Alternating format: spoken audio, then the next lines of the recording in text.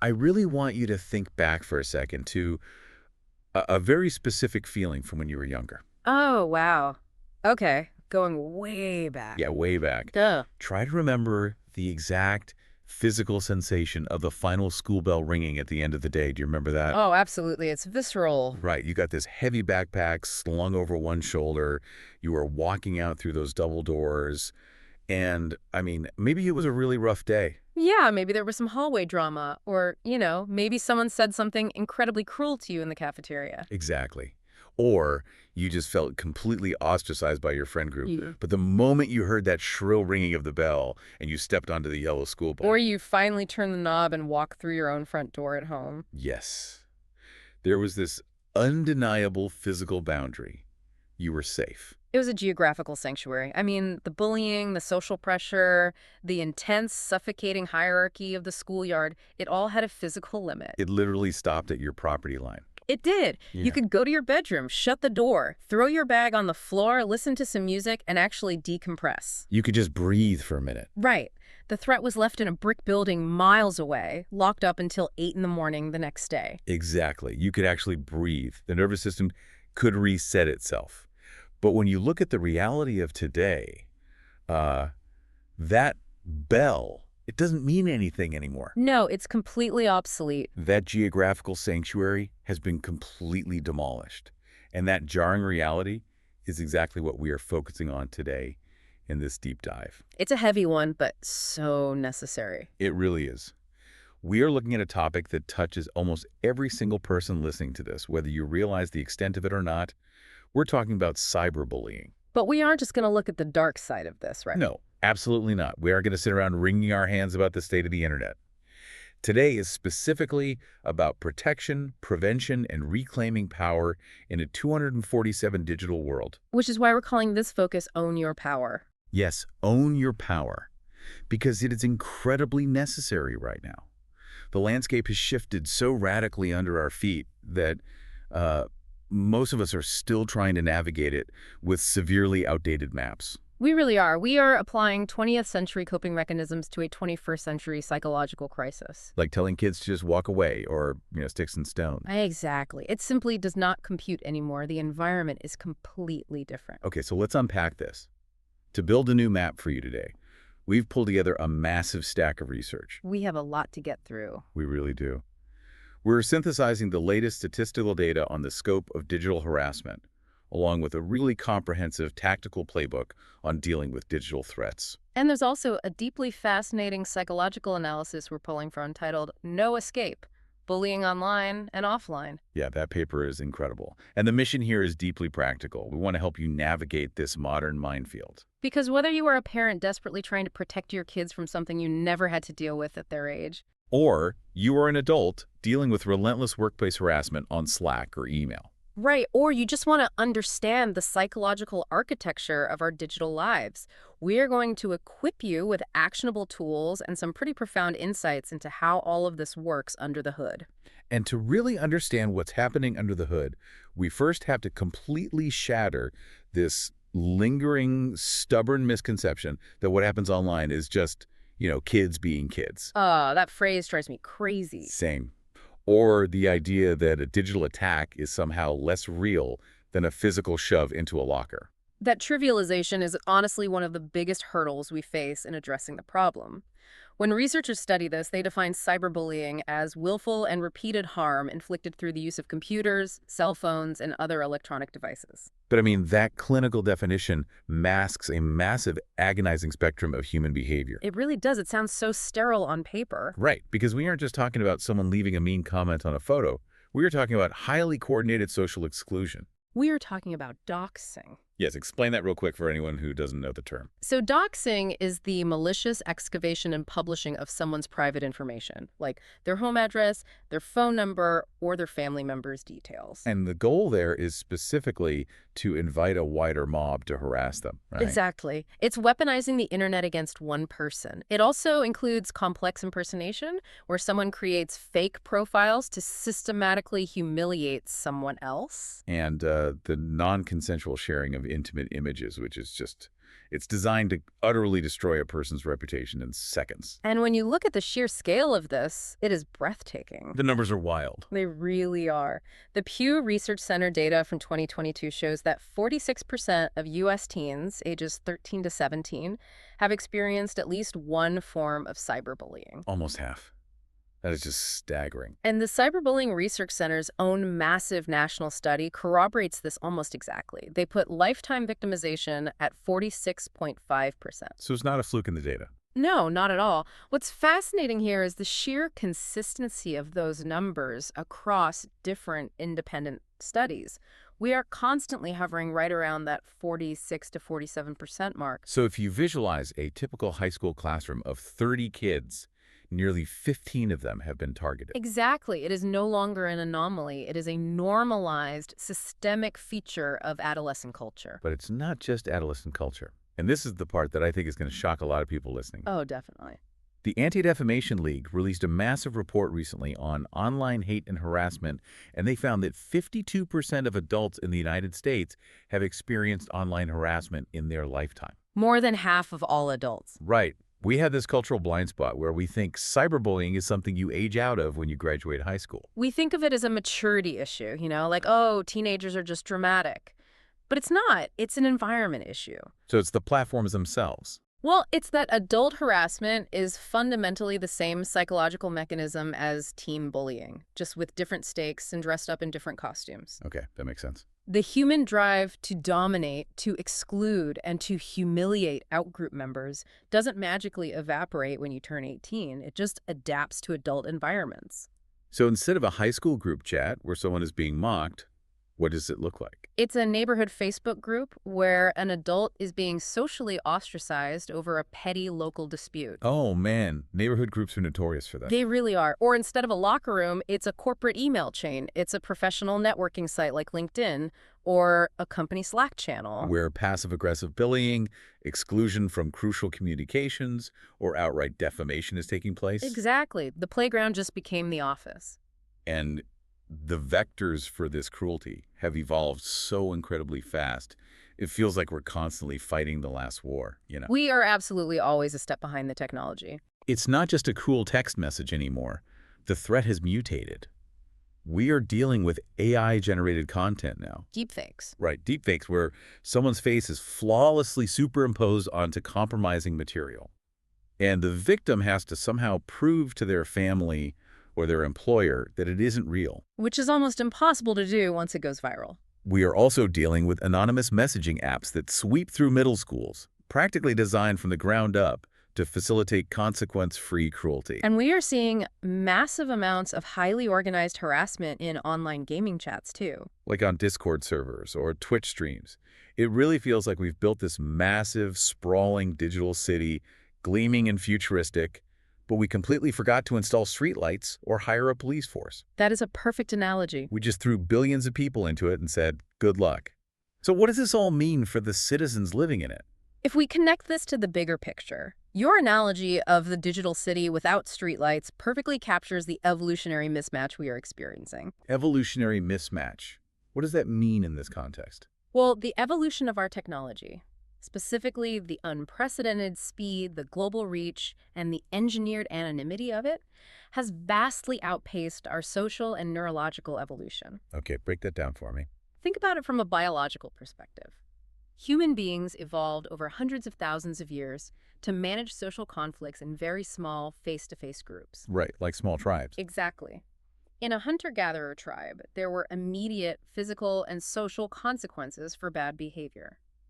If you were wantonly cruel to someone in your tribe, you risked being cast out. And being cast out meant you wouldn't survive the winter. You'd literally die. Exactly. So our brains literally wired themselves to require social cohesion for survival.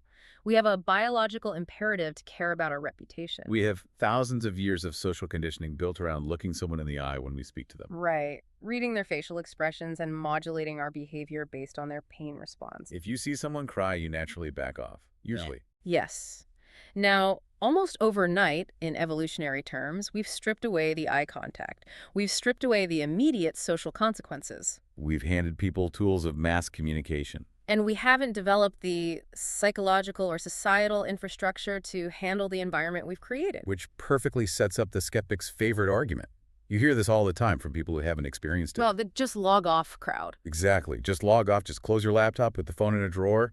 They argue that because it's happening on a screen, it's easily avoidable. It's such a frustrating perspective. But looking through the research on the architecture of these platforms, that just log off advice seems not just unhelpful, but fundamentally ignorant of how modern life actually works. It entirely misunderstands the architecture of the modern digital trap. Let's talk about that architecture. The psychological analysis in our research stack points to 5 distinct structural elements, let's call them the pillars of the architecture, that make digital cruelty uniquely devastating. Okay, 5 pillars. These elements explain exactly why a cruel comment online fundamentally breaks the human brain in a way that an in-person insult does not. Let's break those down, because understanding the structure of the trap is the only way to dismantle it for our listeners. Absolutely. The first major concept they highlight is permanence, the anxiety of the archive. This is a huge one. In the physical world, if someone insults you in the hallway, the sound waves dissipate. The words disappear into the air. The emotional pain remains, sure, but the event itself is over. It is locked in the past. But online, Online, it is a permanent, searchable record. Once something is posted, a humiliating photo, a vicious rumor, an out-of-context quote, it can be screenshotted, downloaded, shared, and archived indefinitely. across countless servers, you can't just throw it away. Right. A single fleeting moment of intense humiliation becomes a digital tattoo.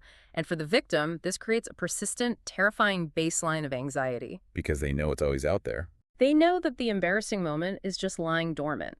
It's a landmine waiting to resurface years later when they apply for college, when they go for a job interview, or when they try to date someone new. You can't ever outrun it. You can't start over. No, you really can't. And that feeds directly into the second architectural element, audience. The scale is what makes this so unprecedented. The sheer scale is terrifying. Traditional bullying might have 5 to 10 witnesses, a circle of kids pointing and laughing on the playground. And that is awful, don't get me wrong. It's terrible, but it's contained. A cyberbullying incident, it can reach tens of thousands or even millions within hours. Because of how the platforms are built. Exactly. The algorithms actually incentivize virality. So if a piece of content is controversial or cruel, the platform pushes it to more people. Because people engage with outrage. Right. The trauma is amplified exponentially. You aren't just being humiliated in front of your immediate peers. You are being humiliated on a global stage. And human neurology simply cannot process that level of social rejection. It really can't. As we mentioned, our brains are wired for a Dunbar's number of social connections, maybe 150 people. So when your brain perceives that you have been ostracized by an audience of thousands, The physiological panic response is apocalyptic. Your brain interprets it as an absolute threat to your survival. and the people delivering that humiliation don't even have to show their faces or own their words, which brings us to the third element, anonymity. This is where the psychology gets incredibly dark. The research heavily references psychologist John Sealer's foundational work from 2004 on the online disinhibition effect. Yes, Seuler's concept is basically the skeleton key to understanding digital cruelty. Explain how that works. The online disinhibition effect explains the psychological mechanism of why people act so much worse online than they ever would in person. When cyberbullies can hide behind fake accounts, pseudonyms, and cartoon avatars, they experience a profound, almost instantaneous reduction in empathy. The anonymity acts as a psychological shield. Exactly. It removes the social risk of being identified, which essentially turns off the brain's behavioral brakes. So they don't feel the consequences. They don't have to witness the tears, they don't see the victim's shoulder slump, they don't hear the voice crack. They are entirely insulated from the human cost of their actions. They're just pressing keys on a keyboard. I always wonder about this, though, and I want to push back on the prevailing narrative a bit. Okay, sure. Does the mask of an anonymous username actually change human nature? Like, does it turn a good person into a monster, or does it just reveal who they truly are when you remove the threat of consequences? That is the big question. Are we all just one fake account away from being vicious? Right. What does the psychology say? It raises a profound philosophical and psychological question. The psychological consensus leans toward the idea that the medium itself changes the behavior. Really? So the tech makes us worse? We are highly contextual creatures. Hmm. Our morality is deeply tied to our environment. When you remove accountability, you lower the threshold for cruelty significantly. That makes sense. Solar pointed out that anonymity creates a dissociative state. The person bullying literally feels like their online persona is a completely different entity from their real-world self. Oh, wow. So they compartmentalize the behavior. Yes, they tell themselves, that wasn't really me, that was just my gaming avatar, it's just trash talk. It allows normal, otherwise polite individuals to participate in devastating mob harassment without feeling personal guilt or cognitive dissonance. Because the architecture of the platform enables the dissociation, Exactly. which is terrifying because the victim does not get to dissociate. Oh, not at all. The victim doesn't experience it as an avatar taking damage. Mm. They experience it as very, very real psychological pain. And they experience it constantly, which is the fourth element, 2147 access. The no escape factor. This goes right back to our opening hook about the school bell. The total and complete loss of sanctuary. The harassment follows victims into their living rooms, into their bedrooms, into their most intimate and vulnerable spaces. Direct messages, social media tags, relentless group chats. The phone buzzes on the nightstand at 2 in the morning, illuminating the dark room, and the victim knows another attack has landed. The threat is literally sleeping next to them on the pillow. It is. It never turns off. It's like being forced to carry a megaphone that broadcasts your worst moments and your worst enemy's voices directly into your pocket all day and all night. You can't even sit down to eat dinner with your family without the potential of the megaphone going off. And the final element that compounds all of this is the lack of nonverbal cues. This is crucial because the vast majority of human communication is nonverbal. We rely heavily on tone of voice, a slight smile, a softening of the eyes, body posture to convey intent. Right. When you strip all of that away and rely solely on flat text, human beings default to a negativity bias. Meaning we assume the worst. Exactly. As a survival mechanism, we tend to read ambiguous text in the worst, most threatening tone possible. Which means that even minor misunderstandings can escalate rapidly into massive conflicts. And intentional targeted bullying is received with maximum hostility, stripped of any mitigating humanity.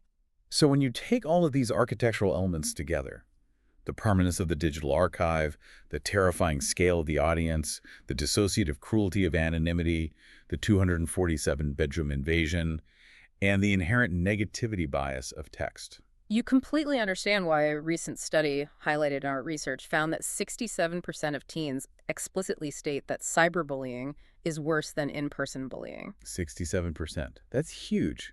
What was their main reason? The exact quote from the teens in the study was, because you can never get away from it. You can never get away from it. That sentiment is just, it's heartbreaking. It really is. And it's the perfect transition from analyzing the mechanics of the tech platforms to understanding the biological reality of what is happening inside the human body. Because when you fundamentally believe you can never get away from a threat, your biology reacts exactly as if you are being hunted.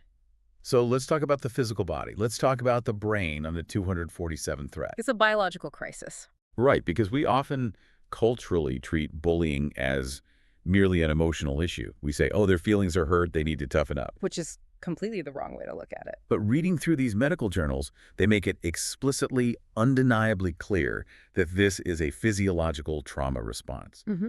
What exactly happens when the human brain never gets to switch off? It is entirely biological.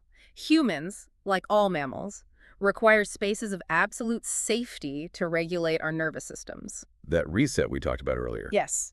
When we encounter a threat, whether it's a tiger in the brush or a threatening text message, our amygdala, which is the brain's threat detection center, sounds a massive alarm. And what happens physically? Our bodies instantly flood with cortisol and adrenaline. This is the classic fight or flight response. It increases your heart rate, dilates your pupils, and shuts down non-essential systems like digestion. So you can funnel all your energy into your muscles to run away or fight. Exactly. But the crucial design feature of this system is that it's supposed to be temporary. You run away, you survive, the threat passes, and your cortisol levels drop back to a normal baseline.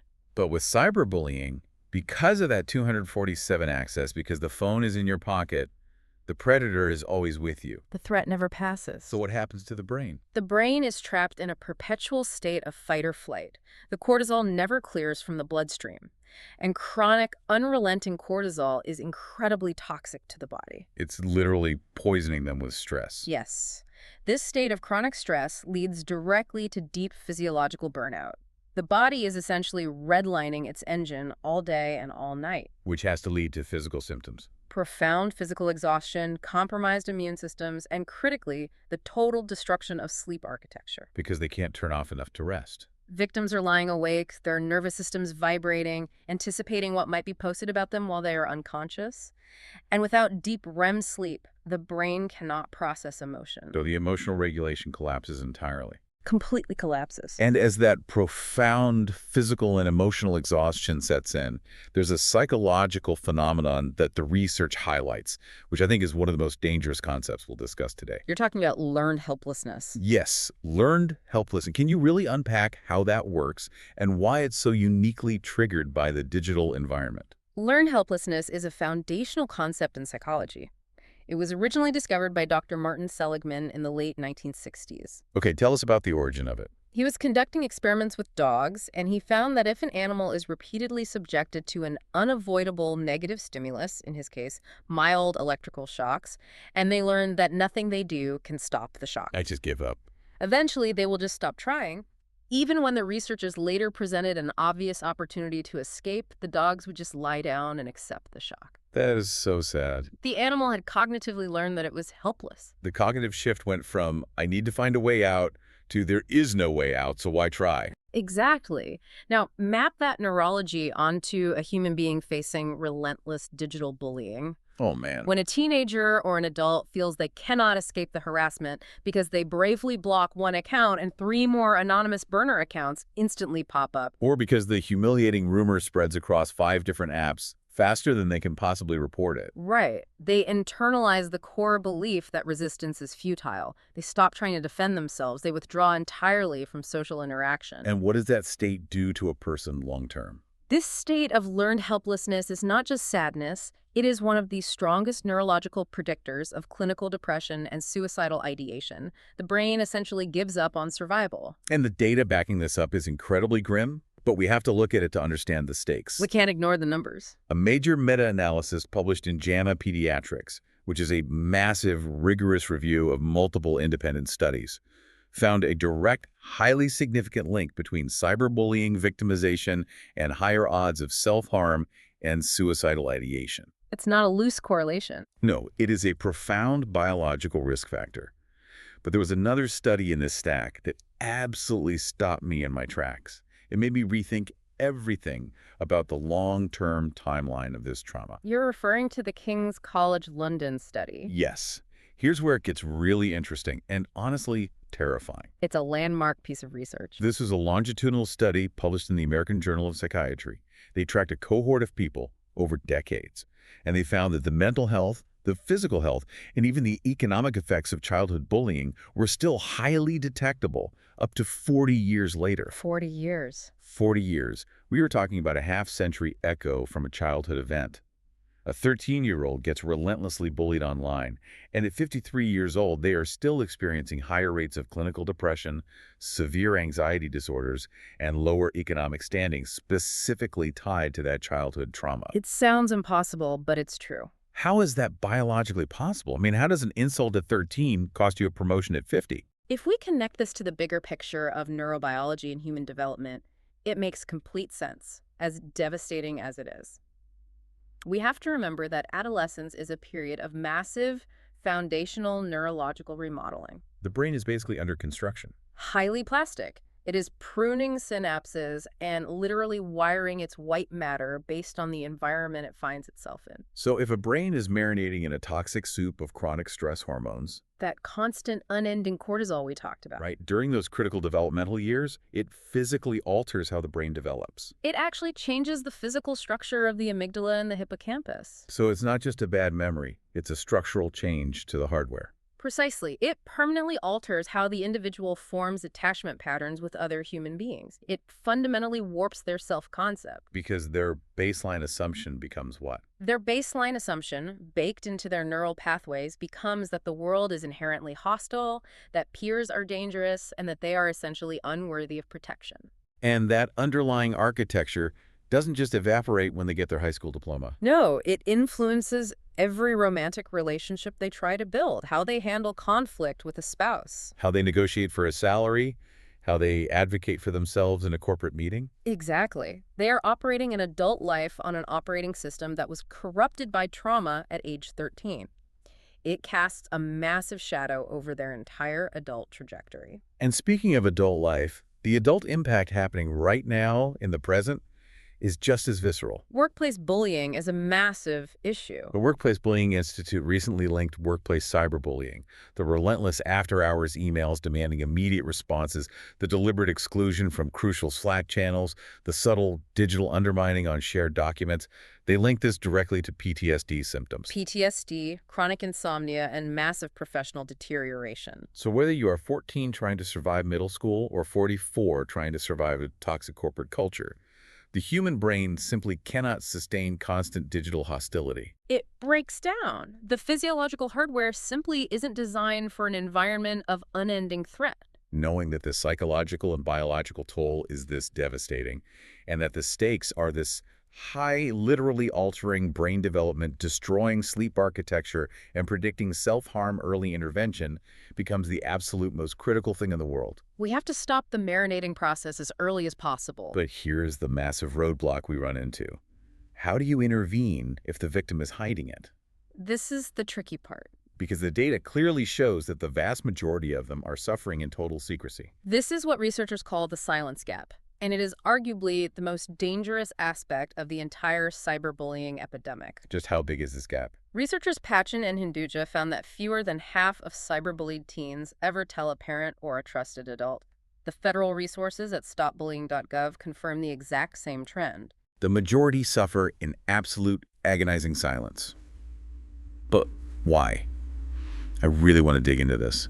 If you are in that much pain and you have that megaphone in your pocket, shouting at you 24/7, keeping you awake, giving you stomach aches, You'd think they'd run for help.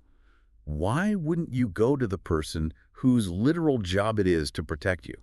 Why wouldn't a teenager run to their parents? There are a few deeply rooted psychological barriers. First is the profound sense of shame. Because they feel like it's their fault. Bullying is intentionally designed to make the victim feel fundamentally defective. To admit you are being bullied is, in the victim's mind, to admit that the bullies are right, that there is something inherently wrong, weird, or unlovable about you. That's heartbreaking. What's the second barrier? Second is the fear of escalation. They are terrified that if a parent gets involved, if a parent marches into the school principal's office or aggressively confronts the bully's parents, It's going to get worse for them. it breaks the unwritten social code. The bullying will mutate, become more covert, and get exponentially worse. I can see that happening. But the third reason, and perhaps the most common reason for digital natives, is what we might call the amputation paradox. The amputation paradox. What do you mean by that? For a teenager today, their device is not just a phone. It is their entire social lifeline. It is the town square, the mall, the passing notes in class. It is how they connect to the entirety of their peer group. It's their whole world. They know that a parent's first instinct, often out of deep love and a desperate desire to protect them, is to say, "Give me the phone. We're deleting Instagram. We're deleting Snapchat. You're off social media." From the parent's perspective, they are neutralizing the threat. Yeah, They are taking the hand off the hot stove. exactly. The parent thinks they are surgically removing the tumor, but to the teenager, the parent has just amputated their entire social world. Oh, wow. They have essentially sentenced them to total social isolation. So the teenager calculates the risk in their head.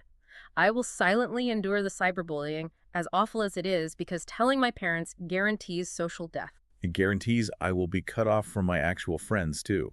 Wow. That puts it into such a sharp, heartbreaking perspective. So if they aren't going to tell you because of the amputation paradox, the burden shifts entirely to the observer. It's on us to see it. If you are a parent, a teacher, a partner, or a friend, you have to become an expert at spotting the unseen. You have to look for the silent red flags. And the psychological research provides a very specific framework for what to watch for. And the key concept here is not just looking for sadness, but looking for deviations. Yeah. Right? Yes. Proactive observation of baseline behavior. You're looking for sudden, unexplained device avoidance, or conversely, A visceral, emotional upset immediately following screen time. Give me an example of what that looks like in the house. If your child suddenly tosses their phone onto the couch like it burned them and walks out of the room looking highly agitated, or if an adult partner suddenly slams their laptop shut, their jaw is clenched, and they seem highly anxious for no apparent reason. What else should we be looking for? Other signs include a sudden, intense secrecy regarding their devices, minimizing tabs when you walk into the room, creating new accounts out of nowhere, or abruptly deleting long-standing social media profiles without any explanation. And physical changes too, right? Definitely. Changes in sleep architecture, suddenly sleeping all the time to escape, or severe insomnia, changes in eating habits, a sudden, sharp decline in academic or professional performance. And obviously, verbal cues. Yes. The most dire warning sign, talk of feeling helpless, worthless, or expressing a desire for it to just stop. That last one must be taken with the utmost seriousness. Absolutely, as it is a direct linguistic indicator of potential suicidal ideation and learned helplessness. But I want to push back on this list a little, or at least ask a really vital question on behalf of the listener. Sure, go ahead. If you're a parent of a teenager, a lot of what you just listed, moodiness, wanting intense privacy, changing sleep habits, maybe their grades slip one semester because the work got harder, that sounds like the stereotypical definition of simply going through puberty. It does sound similar, yes. How do you distinguish between typical teenage development and a flashing red siren for digital trauma? Where is the line? It's a crucial question because you don't want to pathologize normal growing pains. The answer lies in establishing baselines and looking for clusters of symptoms. This clusters, so not just one thing. Right. You aren't just looking for one symptom in isolation. A teenager wanting privacy is normal. A teenager being moody is normal. But what's not normal? A teenager who previously loved gaming online with his friends suddenly refusing to put on his headset, claiming he feels sick to his stomach every single time the console turns on, intensely isolating himself in his room without his phone, and his grades dropping from B's to F's in 3 weeks. Okay, that is a massive shift. That is a sudden, sharp, clustered deviation from his specific baseline. It's the context around the behavior, not just the behavior itself. Plus- And you brought up physical symptoms, like stomach aches, which the research highlights as a massive red flag. I want to dig into that because a lot of parents might dismiss a stomach ache as trying to fake sick to get out of a math test. Which happens, but we need to look deeper. Why does digital trauma manifest in the stomach? It all comes back to the gut-brain axis. The brain and the gastrointestinal system are intimately biologically connected. So they actually feel the stress in their stomach. Yes. When the brain is flooded with chronic anxiety and cortisol from digital trauma, the body literally cannot process the emotional overload, so it somatizes it. Somatizes it, meaning it makes it physical. It physicalizes the emotional pain. Nausea, unexplained migraines, and severe stomach aches are the physical manifestations of a psychological crisis. So they aren't faking it. No, the body is literally physically rejecting the toxic environment it is being forced to endure. It's not faking it. The pain is entirely real. Okay, so let's say you spot the deviations. You see the clustered red flags. You recognize the somatization. Or maybe the victim actually overcomes the shame and comes forward to tell you. Then you have to act. The trap has sprung. What happens next? Because knowing the signs is only half the battle, we need to move into the immediate defense playbook. This is where we get tactical. When the attack is actively happening, what exact tactical steps must you take to regain control, dismantle the threat, and actually own your power? The psychological consensus provides a very clear, evidence-based method to regain control, and it starts with step 1, which is arguably the hardest thing to do in the modern world. Do not respond. The framework is often called stop, block, tell. Yes. Yes. And the stop means stopping yourself from reacting. I have to interject here and really challenge this because this advice goes against every single human instinct we possess. It is agonizing. It really is. It takes immense discipline. If you are being publicly humiliated, if someone is spreading vicious, reputation-destroying lies about you or your child on a community forum, the ego is screaming at you to defend yourself. Of course it is. You want to set the record straight. You want to post the receipts. You want to fight back and show you aren't weak. If a teenager's social standing is their entire world, isn't silence perceived as weakness by their peers? I completely understand that friction, and it's why this step is so difficult. But to understand why silence is the ultimate weapon, we have to examine the psychology of the bully. Okay, let's look at the bully. Why are they engaging in this behavior in the first place? They are almost always seeking a power dynamic shift. They want a reaction. They want to see tangible proof that they have successfully manipulated your emotions, caused you pain, and forced you to engage on their terms. So any reaction is a win for them. The anger, the defensive replies, the desperate attempts to correct the record, the digital shouting matches, that is the oxygen that fuels their fire. It validates their existence and their power. So by reacting, even if you are factually proving them wrong, you are validating their power over your emotional state. Precisely. By choosing not to respond, by maintaining complete, impenetrable silence, you starve them of that oxygen. It is not an act of submission. Not at all. It is an incredibly powerful assertion of control. You are functionally saying, your behavior does not dictate my reality, your words have no leverage over my emotions, and I absolutely refuse to participate in the script you've written. Oh. The victim retains all the psychological power by withholding the reaction the bully desperately craves. That reframing is incredibly helpful. It's not passively taking the abuse. It's an active, strategic denial of their goal. It is taking your power back. It's the strongest thing you can do. Okay, so you've stopped yourself from responding. Hmm. Step 2 in the playbook is evidence. Before you do anything else, before you hit the block button, you have to document everything. Yes. The anxiety of the archive works both ways. You must screenshot everything. Capture the dates, the times, the specific URLs, and the exact usernames. And if it's on a vanishing platform like Snapchat, screenshot it, or better yet, use a secondary device to take a physical photo of the screen so the sender isn't notified. That's a great tip. Don't let them know you're documenting it. Exactly. Do not rely on the platform to keep the records. You need this immutable evidence if you have to escalate the situation to the school administration, to HR, or to law enforcement. Which brings us to the next phase, block and report. Now, I don't want to just read a user manual on how to click the 3 dots on a post. Anyone can Google that. Right, that's the mechanical part. I want to talk about the psychological friction of this step, because reporting and blocking sound easy on paper, but the UX design of these platforms and the emotional weight of clicking that button make it highly complex. That is a crucial distinction.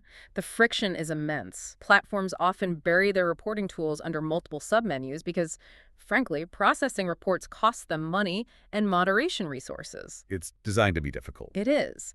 But beyond the UI, there is deep psychological friction for the victim. Hitting block is an act of finality. But victims often experience intense retaliation anxiety. They think, if I block them, will it make them angrier? Will they escalate the harassment on a different platform? Will they take it into the physical world?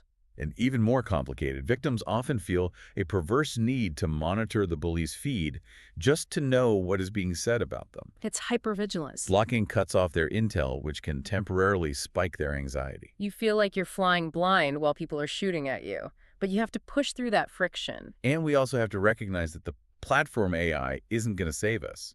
A lot of platforms boast about using AI to proactively detect bullying. But algorithms are notoriously bad at detecting nuance. AI can catch a blatant swear word, but it cannot catch the devastating cruelty of an inside joke, or a subtly cropped photo, or intentional exclusion. You have to manually report it, and you have to explicitly explain the context in the report box. Exactly. You must advocate for yourself within the platform's ecosystem. Utilize tools like Instagram's Restrict feature, which is brilliant UX design. How does that one work? It allows the bully to comment, but only they can see it. It Yeah. essentially puts them in a soundproof room where they think they have an audience, but they are actually shouting into the void. I love that. It mitigates the retaliation anxiety because the bully doesn't know they've been restricted. Exactly. Okay, so we've stopped the reaction, we've gathered the evidence, we've pushed through the friction to block and report. The final tactical step is escalation, the tell part of stop, block, tell. Bringing it into the light. You have to bring this out of the digital shadows and into the physical world. You talk to a trusted adult, a counselor, or HR if it's the workplace. Yeah. But we also need to explicitly define when this crosses from a platform moderation issue to a legal issue. This is critical. When do you involve law enforcement? It is critical to know exactly where those legal boundaries are. If the cyberbullying involves credible threats of physical violence to you or your property, Okay, that's an obvious one. if it involves extortion or blackmail, if it involves sexual exploitation, such as the non-consensual sharing of intimate images, often called revenge porn, Right. Or if it involves persistent, targeted stalking that makes you fear for your physical safety, you are no longer dealing with bullying. You are dealing with criminal offenses. And what are the laws regarding that? All 50 states in the U.S. have anti-bullying laws, and the vast majority have provisions that specifically cover digital harassment. You take the evidence you collected in step 2, you bypass the school or HR, and you report it directly to local police. Do local police actually know how to handle that? Many departments now have dedicated cybercrime units trained to trace IP addresses and handle digital forensics. And for anyone listening who is in the middle of a crisis right now, who feels completely overwhelmed, trapped in that learned helplessness, and needs immediate support, the research highlights vital lifelines. Yes, please utilize these. You can text the word HOME to 741-741, which connects you to a free 247 crisis counselor via text, which is often easier than talking on the phone. Or you can call or text 988, the National Suicide Prevention Lifeline. Please use those resources. You do not have to fight this alone in the dark. Surviving the immediate attack, getting out of the crisis zone, is the absolute priority. But once the immediate crisis has been managed and the nervous system is somewhat regulated, the work shifts from reactive defense to proactive fortification. Exactly. Surviving is step 1. But how do we build long-term armor for ourselves and our kids? We need to talk about building resilient architectures for long-term prevention. Because you can't just delete the internet, throw your phone in the ocean, and go live off the grid in the woods. As tempting as that sounds. As much as we might want to. You have to learn how to exist safely in the digital city. Let's look at the long-term strategies for the individual first. The research heavily recommends conducting a digital footprint audit. What does that actually mean in practice? A digital footprint audit is a proactive defense mechanism. It means dedicating time, say every 3 months, to actively assess your vulnerabilities. Like checking your privacy settings. Yes. You literally Google yourself. That Find out what information is publicly available to anyone with a keyboard. Review the privacy settings on every single social media platform you use. Are your posts public? Who has permission to tag you in photos? Who can send you a direct message? Lock down your profile so that strangers cannot access your personal life. Remove your phone number and physical address from any public-facing data brokers. The goal is to aggressively minimize the surface area that a potential attacker can target. Absolutely. Another crucial individual strategy is actively curating your feed and developing real media literacy. We have so much agency over what we consume, but we often act like passive recipients, just letting the algorithm spoon-feed us whatever it wants. And we have to understand how these algorithms work. They are fundamentally designed to hijack the amygdala. Yes, the engagement algorithms. They are optimized for one metric, Yeah. time on site. And psychological research shows that nothing keeps human eyes glued to a screen longer than outrage, anger, and anxiety. The algorithm learns that if it shows you content that makes you furious or insecure, you will stay longer. Once you understand that mechanical manipulation, you gain power over it. If an account, a news source, or a specific influencer makes you feel chronically insecure, angry, or anxious, you must unfollow it. Mute it, block it. Actively seek out and train the algorithm to feed you content that educates you, inspires you, or genuinely makes you laugh. Your digital environment should be a source of psychological strength, not a constant low-level drain on your baseline self-esteem. Well, before you contribute to that environment yourself, the playbook offers a really simple, powerful cognitive filter called the think method. This is a great tool for kids and adults. Before you post something, before you hit send on a comment, pause and ask yourself, is it true? Is it helpful? Is it inspiring? Is it necessary? Is it kind? If it fails that basic human test, delete the draft. It applies to what you put out into the world, but it also trains your brain on how to evaluate the validity of what others are posting. But perhaps the most vital long-term strategy for an individual has absolutely nothing to do with the internet at all. What do you mean? It is entirely analog. The research cites a landmark 2010 meta-analysis by Julianne Holt-Lundstad, published in PLOS Medicine. Okay, what did she find? This massive study proved that strong, in-person social relationships are among the most powerful protective factors for both mental and physical health. Really? More than diet or exercise? To put it in stark context, the researchers compared the mortality risks of profound social isolation and loneliness to smoking 15 cigarettes a day. 15 cigarettes a day. That is insane. Investing in real-world friendships, in physical community groups, in team sports, in face-to-face interactions where you actually read nonverbal cues, that builds an impenetrable psychological buffer. When your real-world identity is strong, supported, and grounded in physical reality, a digital attack has significantly less power to destroy your core self-worth. You know who you are because your physical community reflects it back to you. I love that. The best defense against the digital world is a thriving physical world. But what if you are trying to build this resilient architecture for someone else? What if you are a parent trying to guide a teenager through this minefield? The psychological guidance offers a very specific set of best practices for parents, and it starts with early check-ins. But the framing is critical. The operative word the psychological framework uses is curiosity, not interrogation, right? Yes. Do not wait until your child is crying in their room to talk about their digital life. Ask them about their online world the exact same way you ask them about their day at physical school or a soccer game. What's the funniest TikTok trend right now? What game is everyone playing on Discord? You do not need to be a technical expert on every single app, but by showing genuine, non-judgmental interest, you build the interpersonal communication bridge that they will desperately need to cross when something eventually goes wrong. The research also heavily advocates for family digital agreements rather than unilateral dictations. I think this is brilliant from a developmental psychology standpoint. It empowers them. Instead of handing down the law from on high like a dictator, you will only use your phone for exactly 1 hour a day, and I will check it every night. You sit down and negotiate the rules together. What do we think is a fair amount of screen time? What is our action plan if a stranger messages you? When kids, especially teenagers, have a hand in creating the policy, they feel a sense of ownership, and they are vastly more likely to adhere to it. And regarding the inevitable need to monitor their activity, the crucial advice is to monitor without surveilling. Which is a fine line to walk. Reading every single text message your teenager sends or demanding their passwords to read their private conversations is surveillance. It completely destroys trust, and all it does is drive their behavior underground into secret apps. So what's the alternative? Using tools that utilize algorithms to scan for concerning keywords related to bullying, self-harm, or predatory behavior, and only alert the parent when there is a legitimate flag that is monitoring. It balances their developmental need for privacy with your parental duty to keep them safe.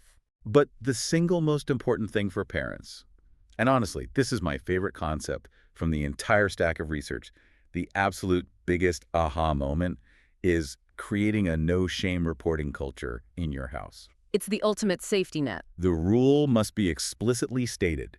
Safety trumps compliance. I love this concept. To use an analogy, it's like an amnesty policy. How so? Imagine you have a teenager who takes the family car and drives somewhere they were explicitly forbidden to go, and they get into a terrible car crash.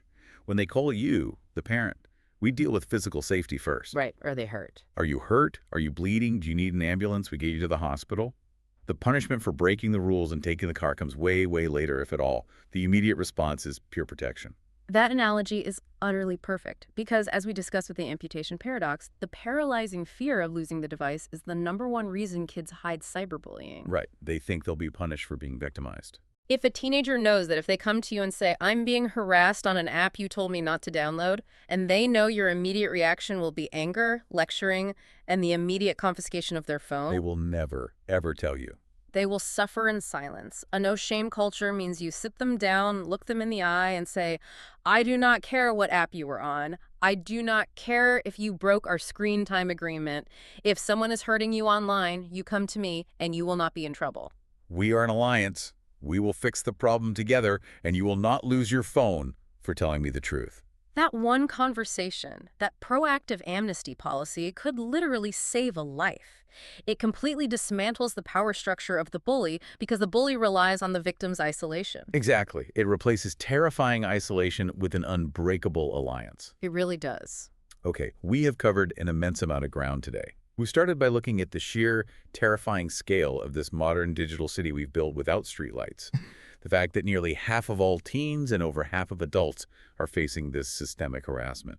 It's a universal problem now. We broke down the architecture of the trap, the permanent anxiety of the digital archive, the massive evolutionary mismatch of viral audiences, the dissociative mask of anonymity, the 247 access that violently invades our bedrooms, and the lack of nonverbal cues that accelerates every conflict. And we explored the hidden biological toll, the fact that the human brain simply cannot distinguish between a physical predator and a digital mob. leaving victims trapped in a toxic, chronic fight-or-flight response. We broke down how that cortisol loop leads to learned helplessness, severe clinical depression, and physical symptoms like destroyed sleep and gut pain. And we looked at the Chilling King's college data, showing how those neurological alterations can echo for up to 40 years into adulthood. It's a lifelong shadow. We learned how to spot the silent red flags, looking for clustered, sudden deviations in baseline behavior and physical distress. And most importantly, we went through the tactical playbook.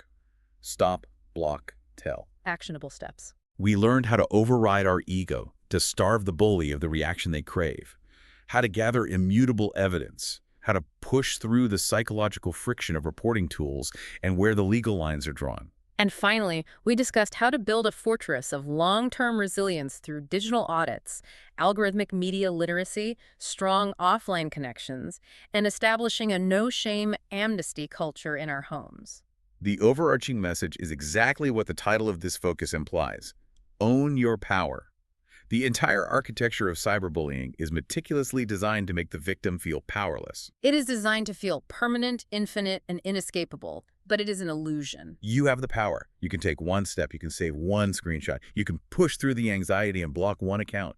You can implement a no-shame culture in your home tonight. You can reclaim one moment of physiological peace. Yes. The walls of that digital prison can be taken down brick by brick. But before we sign off, I know you were looking at the intersection of all these neurobiological and sociological studies, and you had a final thought that really pushes this conversation into the future. I did, yes. It's something that takes everything we just learned and applies it to what comes next.